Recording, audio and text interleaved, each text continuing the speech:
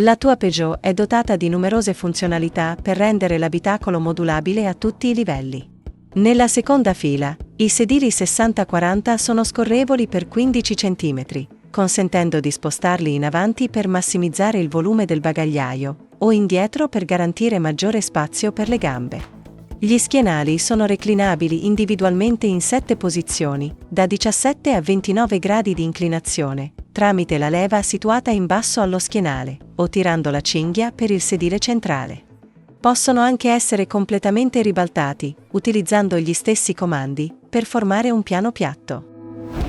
La seduta può essere inclinata e spostata completamente in avanti, grazie alla funzione Easy Access, tramite il comando situato in alto allo schienale. Questa funzione consente un accesso ottimale ai sedili della terza fila. Nella terza fila, i 2 schienali possono essere ribaltati individualmente, per formare un piano piatto. In configurazione a 7 posti, il bagagliaio è sufficientemente profondo da consentire il trasporto di bagagli. Il piano orizzontale può essere sollevato e posizionato in verticale, permettendo così di sfruttare tutta la profondità, ottenere più volume e riporre oggetti alti. Lo spazio sotto i sedili della terza fila è accessibile e consente di riporre la cappelliera.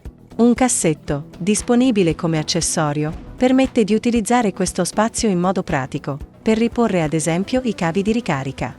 Il volume del bagagliaio, in questa configurazione a 7 posti, è di 348 litri. Con i sedili della terza fila ribaltati, in configurazione a 5 posti, il bagagliaio diventa piatto e spazioso. La lunghezza del carico è di 1 metro, e il volume è di 916 litri. Infine, con i sedili della seconda fila ribaltati, in configurazione a 2 posti, il bagagliaio offre una lunghezza di carico di 2 metri, con un volume di 2232 litri.